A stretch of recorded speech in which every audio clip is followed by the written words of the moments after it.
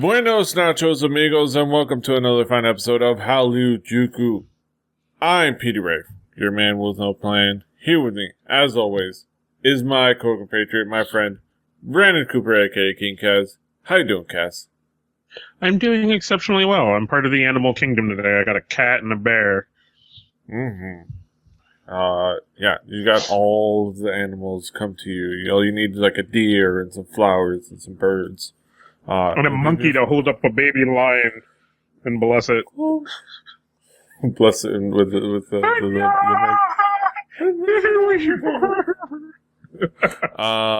and then they do a semi-sequel in which they turn that majestic moment into a fart joke. But that's beside the point. We're talking about East Asian pop culture here once again. And as we start every episode, we check in with each other to see what we've been listening to this week. Kaz, what have you been listening to this week? So this week was going to end up being another promote hip hop in Korea week, but a string of ballad songs came out from different singers, and most of the ones I listened to were really, really well done. And one of the first ones I want to feature is by Chung Woo. It's called Rain on Me. Me and Petey were talking about this a bit, but he was on NBC's Star Edition Season 1, which is, those aren't the shows me and Petey have really gotten into yet, so other people might be like, what? Just hearing about him? He's, like, I've been knew he could sing, but, it's new to me and Petey, and god damn, this kid blew me away. Like, his voice is amazing. The music was but I was really in it for his singing. It's just so good, and the video is just kind of really basic and stuff. It's just kind of him playing with the band, and it starts off with him kind of blowing them out of the water to the point where they almost couldn't just go in and start playing without just listening to him a little bit. And I think it kind of draws that focus where it makes you do the same thing. Because he just starts singing before any music comes in, just by himself, no instruments, and it draws you in to just listen to his voice. And then the music finally picks up. And oh yeah, definitely. Oh yeah, fantastic voice. But as you were saying, yeah, no, I really like this, so I'm definitely looking forward to hearing more of him, because I don't listen. I don't really straight out listen to a lot of ballad singers. It's a lot of pop, a lot of rap, a lot of kind of R&B stuff for me with Korean music. And I think I'm gonna finally take that toe and dip it into the water of ballad music. Yeah. From Korea. Yeah, because this so a lot of that stuff is what's really actually popular natively. Yeah. Ballads and folksy music and stuff like that. I mean, this one was a really cool example of it, and the chorus is really kind of powerful and really cool and impressive. And it was a very, very, very talented personnel behind it. So on to my next song. I'm gonna murder his name, but Kim Dong-rul. Kim Dong-ryul. Yeah. Called How Am I? Kim Dong-rul is a guy who, as far as I know, has been around forever in singing, and has made a lot of good, Korean music, or Korean ballad music is what I meant to say. And they describe it as really poetic. And this is a song you want to turn on the English captions when you listen to it. Yeah. Because there's some really just sweet, kind of hit you at the heart kind of words. And then another little side note, the video starring Gong Yoo. Yeah.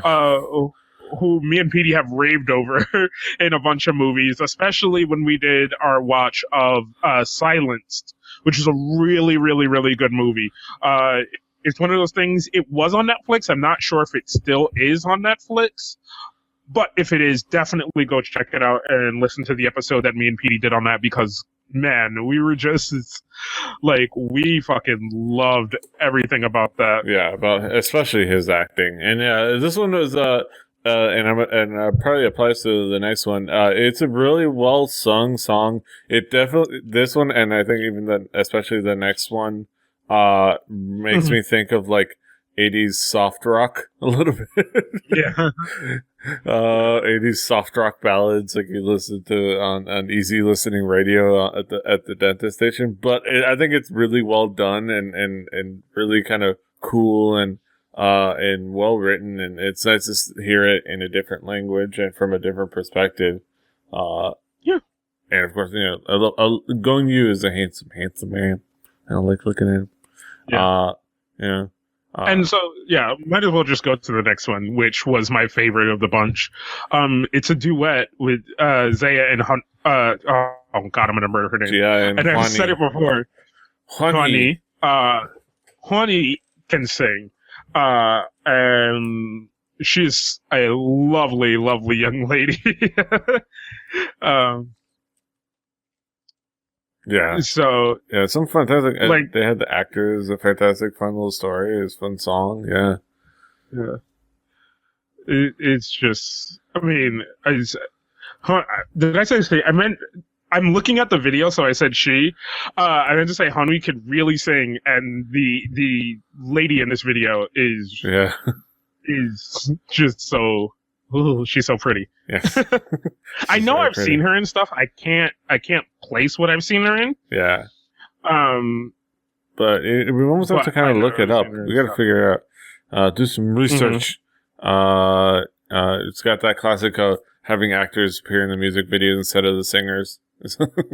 Yeah. You always gotta love that.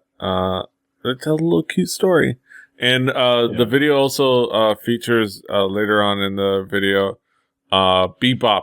Our Girls in Bebop is kind of making a cameo role as the band that the young girl recruits to kind of bolster him and let him kind of get seen in a bigger light. Also, some other dude playing the violin wrong, which is fun. So it's fun, but no, these are definitely good songs that are like me and Petey have always talked about the kind of music that people actually listen to in Korea. Yeah, this is the kind of music people listen to in Korea. Yeah, and there's a reason why, because it's fucking good. Yeah, that's good. And Hanwi is just a guy you should definitely check out. Yeah. I know I said she. I got confused. But yeah, no, definitely go check them out. It's just awesomeness. Yeah. And of course for my stuff is one of the songs I noticed a couple of songs that were released recently. All of these I think were recently released. Yeah. Especially this one, Zion.T, a guy from a label that we are fans of, Amoeba Culture. That has a bunch of has other people that we are fan of. I believe Primary, Dynamic Duo on the same label. Yeah, just it's filled to the brim with people we like. Zion.T, one of them, and he came out with a really cool new ballad, really cool smooth song. Just kind of a seemingly melancholy, but actually kind of really sweet song about family, named Yanghwa Bridge, Yanghwa Daekyo. And just a really cool song, really interesting lyrics, really interesting kind of emotion to the song, and really kind of simple, well done video that really fits the mood of the song. Yeah. What did you think? I love the way this was shot, and as Petey recently knows, I've been getting a lot more into photography, so it's always interesting to me now to watch these videos even more than it was when I was pretending to be all artsy about them. And there's a lot of things that I just kind of like about this video. I love kind of the lighting arrangement, the colors, and kind of the way that it's shot. It's just really kind of beautifully done, and really well thought out. Like there's a lot of thought to every image that you're seeing and every scene that you're looking at in this Zion video, so it's just really well thought out to match the song really well. Mm-hmm. So definitely go check it out. It's one of those days where it's just like, go check out everything we're talking about. Yeah.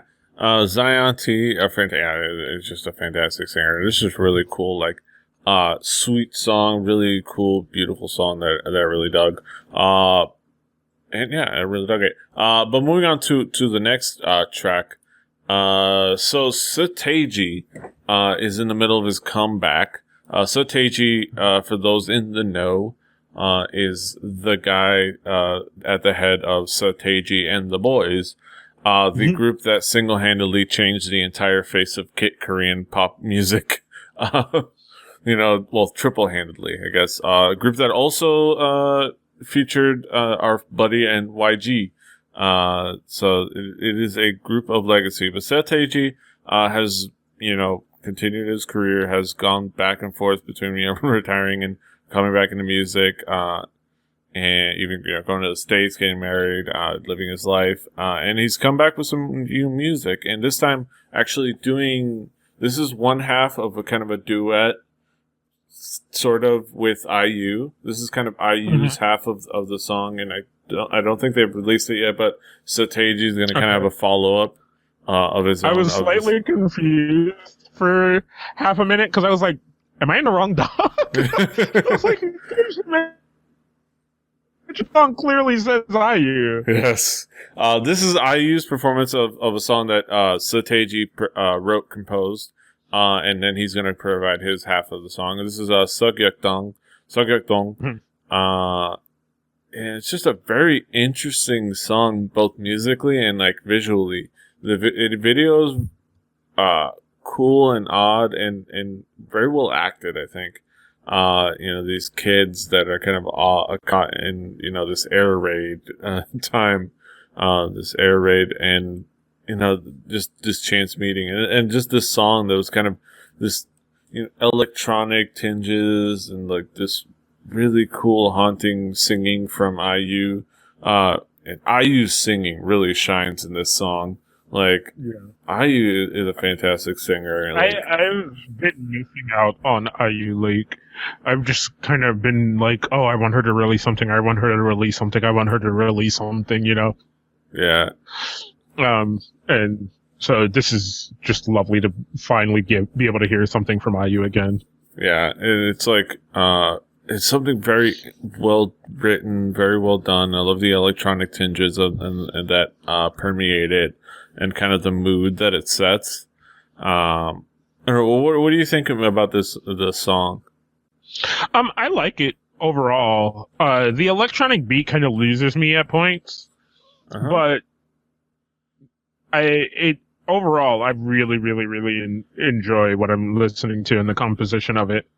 So yeah. And now that I know there's supposed to be two parts to this, I want to wait until their second part of it kind of comes out, and listen to it. And wait, this is one of those days today where there's, cause all the videos are really artistically done. So they have a lot of people in it.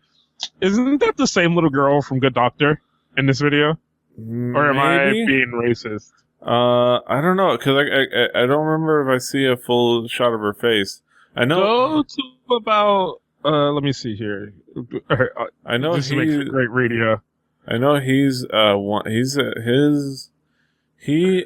to like 229 in the video. Yeah, till 229. He is, I think that is her. He is definitely the kid that is in his show. He plays the younger part of the main character. In the show we're going to review at some point soon. It's Okay, That's Love.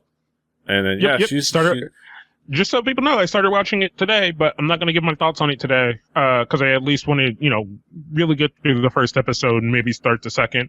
It's kind of our new way that we're doing the shows on Hallyujuku, kind of see how that works a little bit better.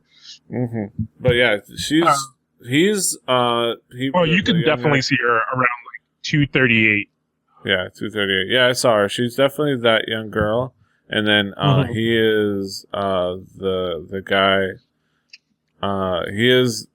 He plays the younger version of the main character in It's Okay, That's Love, which is really cool and interesting. Yeah, really well done and well acted.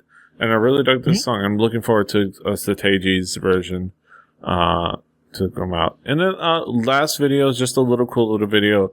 YouTube is going strong with Ryusera, of course, formerly of Nine Muses, putting out another cover, and this time of Ururang, aka Growl by EXO.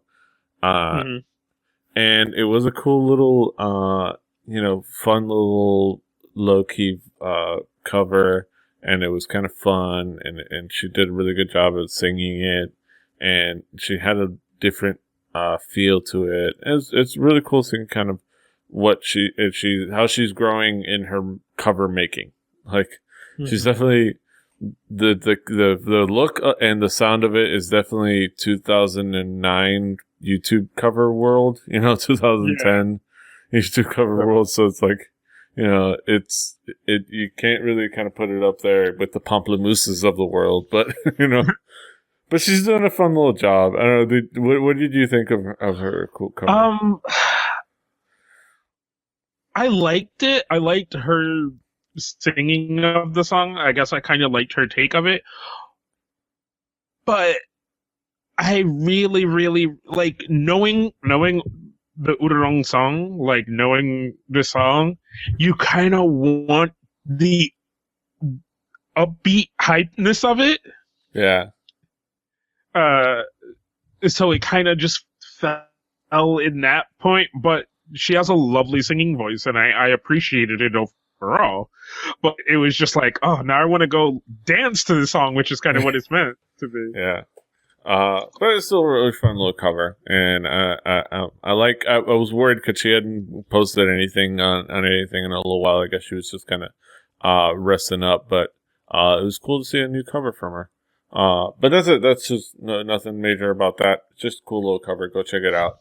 But that's it. That's all for what we've been listening to this week. We're gonna get over to our headlines to some craziness right after the break. So we'll join us on our headlines. Yay! Green spinning globe and the dramatic music.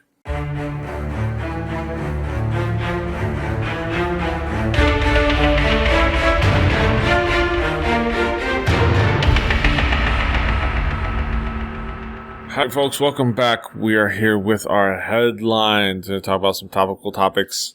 Here, some of the goings-ons in the past week. Of course, there's a big elephant in the room, but we'll get to that in a second.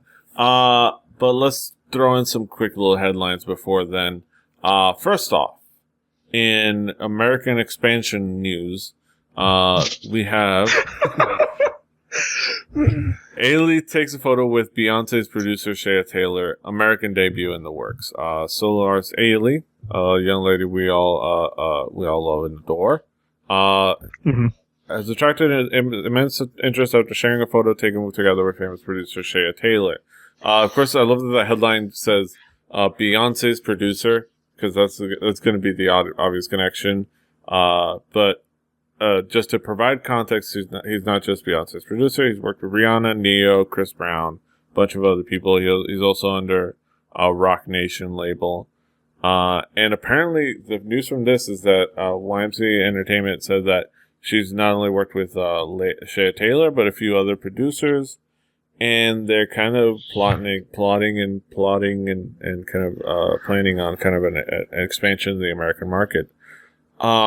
Ailee certainly has the talent, and she's got the determination, and she's adorable as a human being. What if anything do you think of the possibility of her trying to come after America, come back home, if you will? I don't know. You know me. I'm optimistic but realistic about a lot of these things.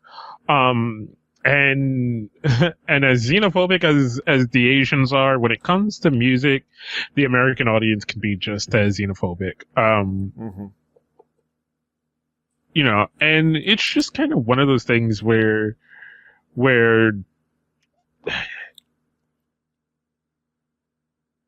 you see stories and they're really, really cool, right?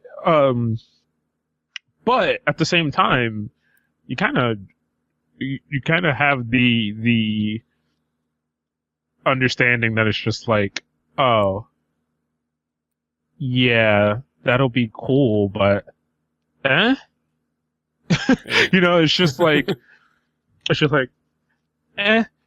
And originally I read the headline and I was like, oh, this is just another one of those, she took a photo with an American thing, right? But no, there's a real story to this. And it's interesting, and it all, for me, always harps back to, hey, 2NE1's working with will.i.am, American debut. Have we heard any of those songs? Yeah. I think, it could be like that. I think the fact that it is an actual producer and not just artist who wants to be a producer and wants to be a mogul and is, that has his fingers in too many pots and is a little flaky. Rather, she's actually working with just, not just this producer, but a bunch of other producers, and they're coming to her on her work. They're not, I think the fact that they're not beholden to the whims of one artist's desire to do something and then, moves away, that they move away from it and get abandoned behind. Whereas instead she's working on her stuff and bringing in people to her stuff, bringing in producers, but it's basically her and her team are handling it. So I think that could be a little bit better sight, a little better sign, a little better possibilities. And I think as a media personality, I think she's got the advantage that she's just coming back home. She's an American girl, so the language barrier is not going to be an issue. And she's actually kind of witty. She's actually can speak wittily, and she can actually speak well. I was trying to avoid saying well spoken. But she can actually speak English, and she can actually speak well. She's a fun personality, and I think she can engage people. So she has things going for her. But again, it's just like I think she's got as much of a chance as anybody of making it here. As any wannabe R&B singer has in making it big. She just now has a few connections, and she has the tools at her belt to kind of do something good music wise. But it could fail, but it could succeed as well. But I don't know. It's hard to really say. It's hard to speculate. But I think she has the tools to succeed, and she could, and it'd be really cool to see her succeed. Yeah, it's just, here's my problem, right? Is we take our favorite Korean pop artist, and we go, man, and I'm saying this as a collective, right? As the fans, producers, people like that, right? So it's like, you take your favorite Korean pop artist. Yeah. Oh man. Oh, they're coming to America. That's going to be awesome. But in your mind, what you're thinking is hearing your favorite songs that person has done in English, right? But that's not what you're going to get. And that's a lot of times what you expect and what you want. But the powers that be don't think that that's what you want, or two, they want to appeal to the American the American audience, not artists. They want to appeal to the American audience, which necessarily we aren't. We are what I would classify as the international audience. I like American music. I like Korean music. I like Japanese music. There's fucking Austrian people. There's There's Taiwanese pop music that I've heard that I thought is pretty cool, that are in those native languages, and there's a flavor about them that makes me think they're cool. There's a flavor about Korean pop music, no matter how many times me and Petey may reference American pop or British pop or anything like that to describe it. We're just using these things that we think people know to describe what we're listening to, what we're hearing, what we're seeing, what we're experiencing. So when these artists come and they work with American producers, that's the style and sound that you're going to get. You're going to get the American produced style and sound that some of you don't like and some of you don't care for. And a lot of the time, that's the thing that me and Peter are talking about that's going to be the problem. Yeah, it's cool to hear, Ailee's working with the dude who's produced Beyonce, but you know what that means? It means her label wants to hear that Beyonce sound with Ailee on it. Necessarily where we just want to hear Ailee in English, Yeah. I think the tough part is, they want to translate somebody who has been adopting a very Beyonce-esque approach in Korea anyways. They want to, translate to kind of give her a Beyonce-esque sound. But the fact that I think that's what they think when they're pairing the two.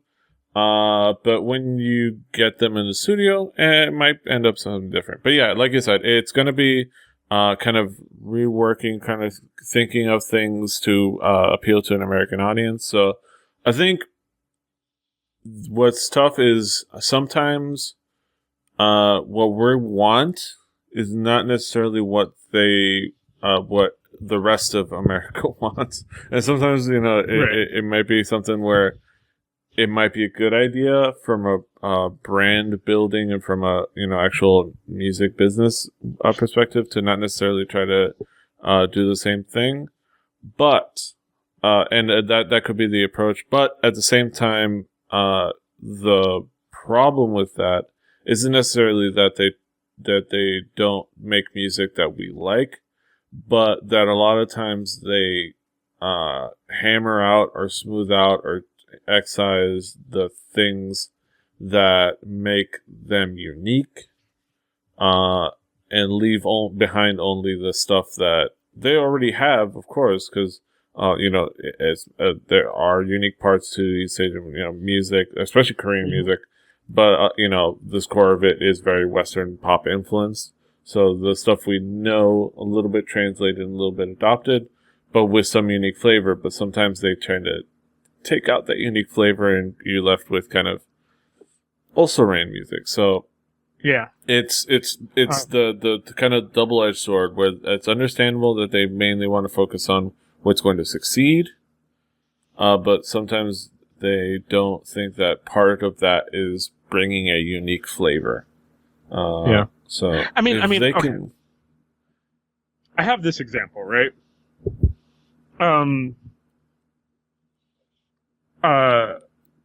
Take To Anyone's. I know I use To Anyone a lot, but because that's the one that hurt me. And you always remember the things that hurt you. To Anyone has the song "I'm the Best," right? Yeah. In Korean, really good song. It's also an English version of it. Yeah. Produced. It's just the same song in English. You know what? It's a good fucking song. Can't Nobody. You're thinking Can't Nobody. Is it Can't Nobody? Yes. But yeah, your point still stands. Okay. Yeah. My point still stands. Title was wrong. No. Can't Nobody, right? So, both songs, fucking Bee's Knees, are perfectly good songs, are composed exactly the same. It's just one is in English. And do I like one more than the other? No, I don't. I like them both because I like that song. It's just one I can understand a lot more. Yeah. And even that would could be a that necessarily sword. Because sometimes sometimes An it's American good to not audience hear would the like dumb. that? Yeah. But no, that wouldn't over. That doesn't necessarily carry over. But at the same time, if that was produced, you know, by some British producer who was like, okay, I know that's cool, but you know, this is my flavor, this is my sound, this is the type of thing that I do. Would I still like it? Probably not. Would other people like it?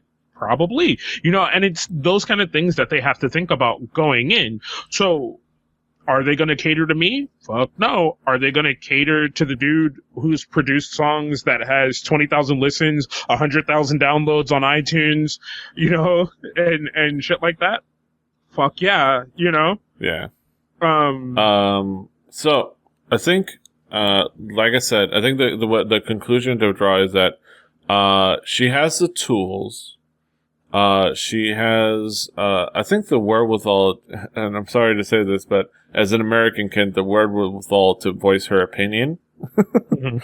a little bit, and then therefore bring her own flavor into the mix, in the recording studio and in the composing of the music and the performing of the music. So I think that'll help her out a lot, in making something that'll actually reflect her and work for her. So, that's a big part of it, and I think she's a good enough media personality that she can really translate well anywhere. So she has the tools to succeed. It's just a matter of if it works out, which again it's a crapshoot even for the best of even for people in the best circumstances. So we'll have to see. But good luck, Ailee. We adore you. You're fun and awesome, and I hope you kick ass. But moving on to another interesting article. So this is a story that I really didn't bring into the show, and I didn't really initially care about discussing, because it was just kind of this weird tawdry tabloid scandal that was kind of dumb. But what now made it catch my attention this time was the actual details of the incompetence involved, which made it utterly hilarious. So let's get into this. Glam's Dahee and Lee Ji-Yeon charged. Lee Byung-hun blackmail details uncovered. So this has been this story of the alleged blackmail of Lee Byung-hun, who from these two girls, initially unknown, but we found out that it was Dahee of a group that we've talked about before, Glam. Rest in peace, Glam. This is tough for them. All this kind of drama is tough for them. And a unknown model, kind of relatively less known model, Lee Ji-Yeon, tried to blackmail Lee Byung-hun and into kind of for I think what was it, good several $5 million, and they're trying to get them a house. And what's really interesting is how they kind of they weren't the brightest tools in the shed. They weren't sharp as the tools in the shed. And when they came about it, it's like, according to the prosecution's finding, the three first got to each other on July 1st through the introduction of an acquaintance. They hung out several times after that to enjoy drinks together, and Lee Ji-Yeon and Dahee devised a plan to receive either money or a house from the actor. He refused to give them these things. They would threaten to expose the video they took on July 3rd and such. The two girls also apparently planned on capturing a scene in which Lee Byung-hun and Dahee would be hugging. So last month on the 29th, they called Lee Byung-hun to Dahee's home, and Lee Ji-Yeon's phone was set up near the sink to capture such a moment. However, a chance for them to hug did not come along, so Lee Ji-Yeon, who had been waiting outside, came inside and showed actor the video that they had taken of their lewd conversation and threatened him. Dahee and Lee Ji-Yeon brought out 2 travel bags and asked for 5 billion won or $5 million. However, the actor left and reported them to the police, and on September 1st, the 2 ladies were arrested. This was this quite possibly was the silliest blackmail scheme I've ever seen. The most adorable, silly blackmail scheme I've ever seen. Yeah, it sounds like a goddamn scene out of a Korean drama. Yes. Yeah, like the 2 kind of ditzy girls trying to like catch the smart rich dude in a situation, and everything just kind of happens to not like work out the way they were expecting it to, and like it's just kind of silly, Yeah. I can't even go over the severity of what it actually is. I can't even comprehend because of how silly it is. It totally sounds like a fucking Korean SNL skit or something like that. I can't get over the hilarity of it. Yeah. I just can't. I physically can't. I can't get over the hilarity of it. Yeah, and it's like the fact that even if they I think the understanding is that they did do some things. My comment kind of stands. I on the article I said, "You a side chick and you expecting him to buy a house." To which I also added the nice little Stephen A. Smith laugh just to add a little flavor, but like. The ridiculousness of it all. And what's also interesting is kind of looking at the financial situation of Dahee. So the prosecution said both the girls were in need of money because Lee Ji-Yeon did not have much coming in from her modeling activities, while Dahee is actually in a situation where she owes her agency 300 million Korean won, which is presumed to be the training and promotional expenses, which she has yet to pay off. Name just that advance, though. That advance, it'll come back to bite you. Everybody trying to sign a contract, watch out for that advance. Right. Just because you got sharked doesn't mean you go out and shark someone else. Yeah. Like. It just kind of more looking into kind of idol contracts, which is always interesting. Especially for struggling new artists like we've talked about before with glam, especially since they haven't really been doing anything. So it is just a very silly situation. I just thought it was kind of comical and a little sad for the other girls in glam, because this has basically just killed that group's chances. For all intents and purposes, especially Jeannie, who's actually really talented. She, as I saw her on the Idol Dance Battle D Style, the event that your girl One Cat won. They got her, a commercial contract. She impressed on there, and hopefully the other girls can find success elsewhere, but you ain't gonna see glam anymore. That's for sure. No more glam. But come on, gotta understand how to work the side chick game. Like you gotta have the patience. It's a long con. You gotta have better evidence. Like, come on, get your shit straight. Yeah. Definitely. Yeah. Mm-hmm. All right, moving on to like I said, the elephant in the room. So Tuesday, it seems, I think it was like Tuesday, of last week. Just to kind of pull back the curtain, we tend to record on Sundays and Mondays, but I just to kind of give myself a couple of days to get around to editing things. We post on Wednesdays. And somebody that watched last week's episode might wonder why we weren't talking about this, but yeah, just to understand, that's why. because it happened on Tuesday. Jessica went to her Weibo and posted something that everyone initially figured was meant that her account was hacked. But it turns out, otherwise. She says, "I was excited about our upcoming fan events, only to be shockingly informed by my company and 8 others that as of today, I'm no longer a member. I'm devastated. My priority in love is to serve as a member of GG, but for no justifiable reason, I am being forced out." This was this was dramatic and weird and utterly confusing.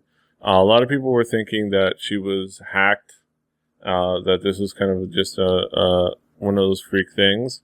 But the SM went ahead and released a statement confirming that, she's in fact out of Senior today. So this is, "Hello, this is SM Entertainment. We are offering our position on the message posted on Jessica's Weibo posted today. This coming spring, due to her personal situation, she notified us that she will halt her team productions with the release of one more album. Despite Jessica's sudden notice, the agency and the Girls' Generation members tried our best and tried to figure out a way that Girls' Generation activities can continue in the best possible direction. However, in the midst of insufficient clear negotiations regarding conflicts and differences in priority and interest, Jessica started her fashion business. Due to this, despite ongoing talks, it has come to a point where the team could not be maintained any longer. Thus, the agency had no choice but to pull up Girls' Generation activities as 8 members earlier than planned. And in the midst of while working out when to announce this, Jessica had posted her words early this morning. From here on, our agency will continue to support and manage the 8 members Girls' Generation and Jessica's individual activities. Which was weird. It's weird that they felt they needed to kick her out of the group, especially considering if you look elsewhere. You look at a group like Wonder Girls they can continue to say, "Hey, everything's fine. There's still a group, but they still exist." While Sunya's in Haiti doing a mission, spending the next several years in Haiti. And it's not like other SM groups haven't had members take time off. Like, Super Junior. You have currently Sully taking time off from the group.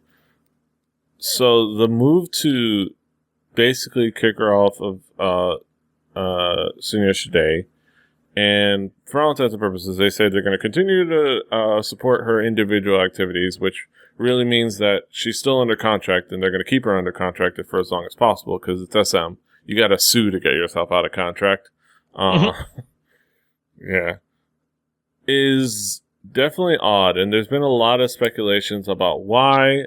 There's been, statements from both parties. Statement from Jessica's kind of giving a contradiction, kind of running counter.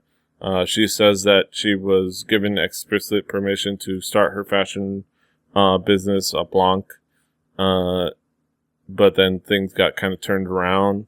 There's a lot of going back and forth, and it's kind of just a crazy, confusing mess that is a little weird and a little sad, especially if you're someone.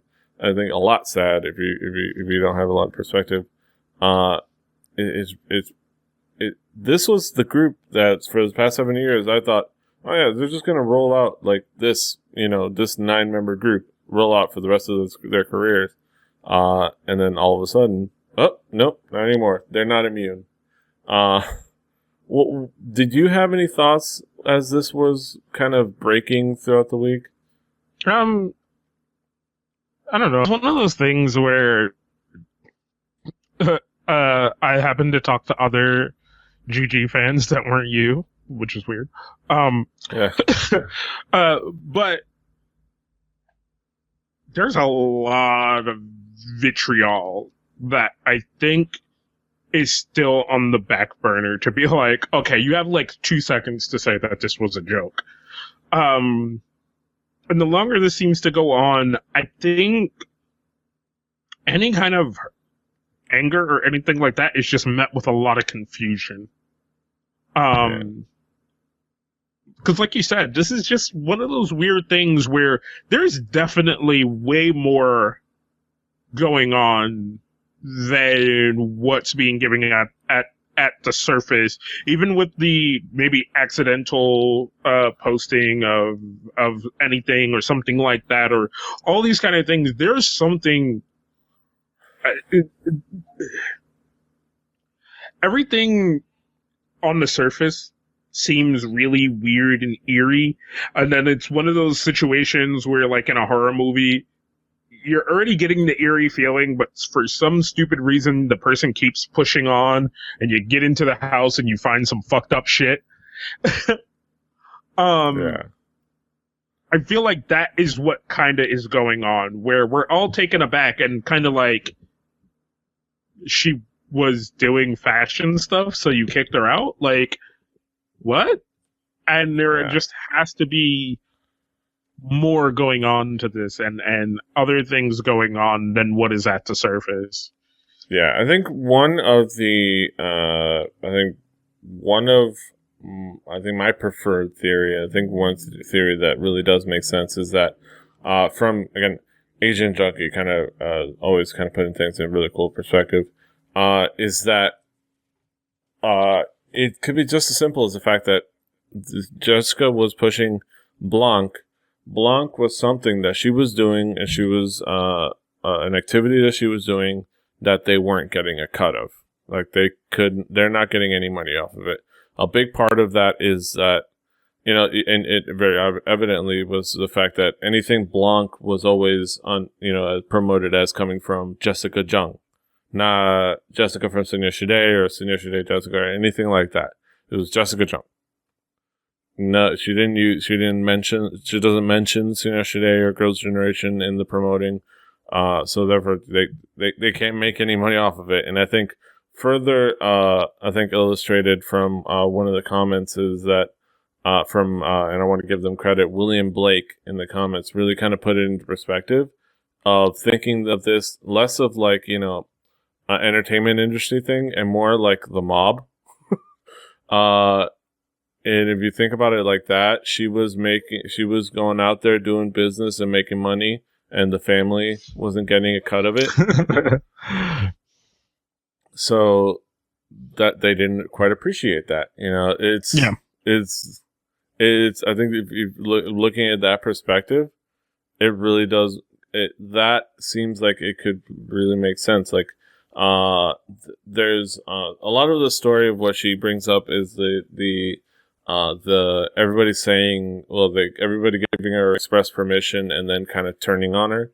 I think that people are parsing it a little bit, of course, because there's also, a lot of it where they could either one of them could be lying, or they could both be telling the truth. They just have different truths because, we have different perspectives. You can interpret things different ways. So things like the fact that, of course, they gave her permission to kind of do the business, because I'm thinking contractually they couldn't say anything otherwise. Like, but the turning around on her could have been just simply that they wanted to say, hey, this can't take precedence over Girls' Generation. Like, this can't supersede Girls' Generation. And we probably, chances are we'll never know the full extent of what's going on. Everything's a little messed up. They've been kind of doing events without her. At the same time, she's still kind of doing her thing. The machinations behind it are still a little interesting. She's expanded Blanc to be Blanc and Eclair. Expanded to the company to kind of include more aspects of the fashion design and fashion industry stuff. So she's kind of she's still going forward with that brand, and she's gonna have to, because like that's all she's got, because that's all she's got. Because music wise, she's gonna end up in that dungeon they used to keep Amber. She's gonna end up in that SM dungeon they used to keep Amber and Luna while they had Crystal doing her thing. but it's all a big mess. And then you got things going out like rumors of Luhan leaving EXO, which is further muddling up the rumor mill. Of course, there's no substantiated facts with that, so we don't know what's going on there. We can assume nothing's going on there. So it is all kind of a crazy mess, and it's further kind of adds to the legacy of SM of being this powerhouse of well executed releases of music and entertainment, but that feels like it may feel like a prison. They are the kind of the SM empire, very much kind of how we broke them down in our breaking down of the three labels as, you know, the three powers. You can go back to our episode, The Three Powers. There is a legacy of people either wanting out or, you know, these decisions where there's this wanting to control the message, wanting to control the, you know, the activities, and it doesn't feel like the best environment. But we'll never know what really is happening, because again, it's SM. They'll never actually tell the truth about what's really happening, unless it's convenient for them. Yeah, it's just weird, and it's gonna be a rumor mill for a while. You know, it's just gonna keep cycling and rumor milling and doing all that kind of stuff, and it's just weird and kind of odd as to all the things that are going on. So it's just, I don't know. It's just one of those things where until we get all the details, it like kind of take everything you read with a grain of salt. Yeah, and understand that if in all likelihood we will never get all the details. So that's gonna be the toughest part. But I think almost kind of amusingly, news dropped today. Again, this is Monday. We record on Monday this week. Not rumor, but news dropped today that SM Entertainment announced that Red Velvet, the great scandal breaker of SM, are coming back.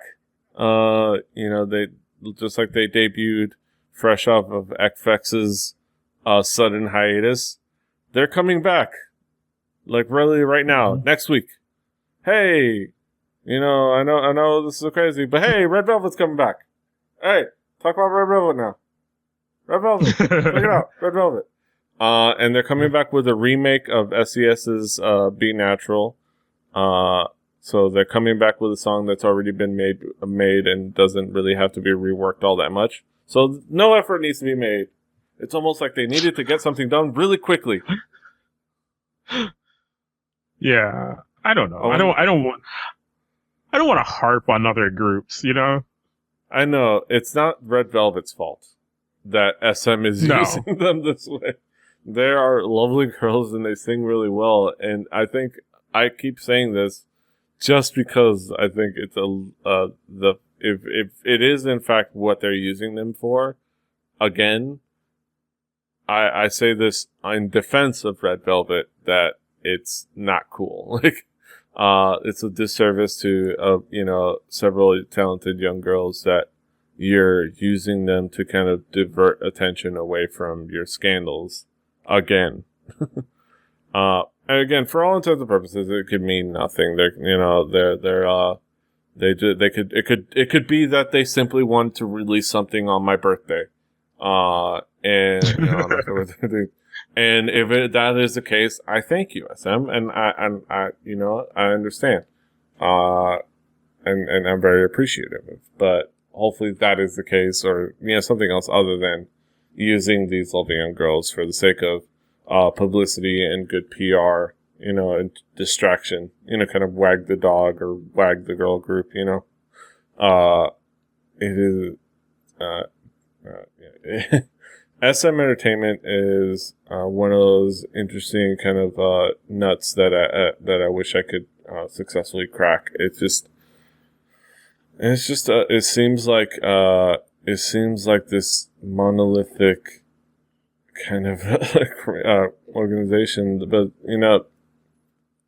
there's just so much that I wish was better about them, especially considering that I can't think of any other organization that has been that consistently sued to get out of, like if you think about JYJ, TVXQ's, JYJ splitting off of TVXQ, hanging Chris, it's like you feel trapped. Every other like company, like, when people leave, it's usually, their contract ran out and they just kind of decide to go test free agency or whatever, or Dongho from UKISS, he just said, I kind of want to take a break, and they were like, cool, go ahead and go do your thing. We wish you all the best, and we love you. Just kind of let him go and let him kind of live his life.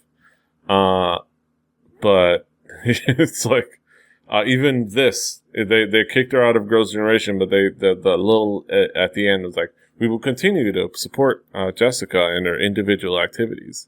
It's like, that is code for, we still got her under contract, and we're going to keep her under contract for as long as possible. It's like, for as long as we can until we finally can't renew the contract. It's like, until it's done renewed. So it's like, I don't know. I can't, there's nothing more to be said, really.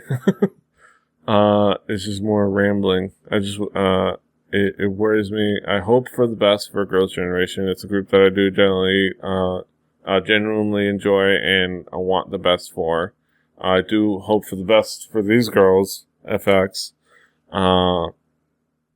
And I want the best to happen to them, but it almost feels like it might not be. I wish the organization was run a little better, is what I want to say, and was run a little less stringent and a little less draconian in its nature. But I think that's all that can be said about that. It's all a big mess, and we wish it was less messy. And it's a little sad to be a Soen right now. It's a little sad to be a Soen right now. But that's it. I think that's all for our thoughts on that stuff. I think we finished up another successful episode of Hallyujuku. Did you mention the EXO thing? The EXO, yeah. Luhan, the rumor, just of more rumors kind of coming around. Rumors of Luhan. It's just, that's what it is. It's really rumor cycle, because it's like between the next cycle of rookie groups coming out, so it's just one of these things where it's going to be a lot of this. There's going to be a lot of these rumor things, and with kind of this pressing change that's kind of happening in Korean music, we're just going to see a lot of weird things start to happen. And I mean, it doesn't get any weirder than them kicking Jessica out of Girls' Generation, but yeah, like I said, any of these stories, the EXO, the Jessica, any of the other kind of scandalous stories we've talked about, we take them with a grain of salt. So should you. Just kind of be mindful of what's being said, what's being done, who's saying it, and just usually, and it seems to kind of be a trend where most of the time in Korean music stuff, that the truth does end up coming out. So just wait to see what really happens. Wait to see what's really going on. Yeah. I think that's it. All I can say is 2014. Whoa. 2014 has been a hell of a year to be into K-pop. I kind of joined at a weird time. 2014 does not quit. I'm almost scared of what comes next. 2014 will not quit. But that's it for another episode of Hallyujuku. Kaz, what have you got going on your neck of the woods? Trying to produce podcasts, and trying to wrangle the wild group of people to do a kind of bigger video group podcast project. Wrangling people is harder than wrangling animals, man. Like you could probably put me out in a fucking field of fucking sheep and I could figure that out. But trying to be like, hey, record, and they're like, like fucking children running around a daycare. If anything, I am getting more and more into photography, and learning a lot of things and starting to spend a lot of money, and hopefully at some point. No, you know what? I'm not gonna say hopefully at some point it'll be justified. That's having the wrong mindset about it. Play to win. It's a loving hobby. If one day I make money from it, that's awesome, but it is a hobby that gives me interest in the arts again, because I used to draw a lot when I was a kid. And photography kind of gives me that same feeling. So if anything, what I would want and love people to do is to go and check out any of my photography anywhere on the internet. There's a DeviantArt page that has some of it on it. That's probably going to go away, but definitely go over to 500px.com/KingKaz. It's kind of going to be the central home of a lot of my photography, or a lot of the stuff that I think is good for my photography. If you kind of want to see everything, go over to Facebook or Google Plus. That's kind of where I put up everything, good, bad, or ugly. But I'm going to start kind of honing in on that a little bit, because I want people to start seeing the good.